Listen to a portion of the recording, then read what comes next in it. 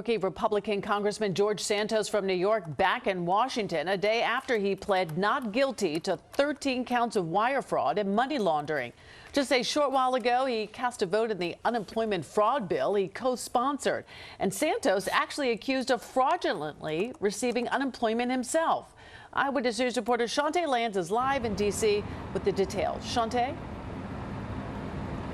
Well, Sade, right after that vote, he went right back into the cloakroom. He didn't speak with any of his House member colleagues, and he certainly dodged reporter questions all day. I think we'll litigate all of that in the court of law. Embattled Congressman George Santos is back on Capitol Hill after being arraigned and federally charged in a 13-count indictment involving wire fraud, money laundering, stealing public funds, and lying on federal disclosure forms. The freshman Republican rep turned himself in on Long Island, where hundreds of thousands of his constituents live. You will not resign? I will not resign. Back on Capitol Hill, his own New York Republican colleagues are not siding with him.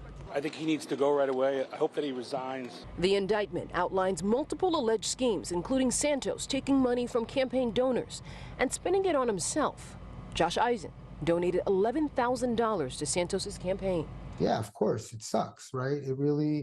It's just a bad thing. It reflects poorly on everybody involved in all of this. Federal prosecutors also accused the congressman of fraudulently applying for and receiving unemployment benefits while he was employed and running for Congress.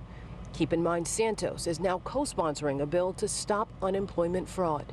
The indictment of George Santos is long overdue. Democratic Congressman Richie Torres from the Bronx reacting today from Capitol Hill. It's cruelly ironic that as a member of Congress, George Santos has a role in overseeing social safety net programs like the unemployment insurance program that he personally defrauded. If that's not evidence that he has no business being in Congress, then I'm not sure what would be. Santos has admitted to lying about his employment, education, and family history, but has denied any legal wrongdoing. Last month, he announced he'll run again, despite previously saying he wouldn't. Today, Minority House Leader Hakeem Jeffries is also speaking out. I find the whole George Santos thing an untenable situation. It's beyond the pale.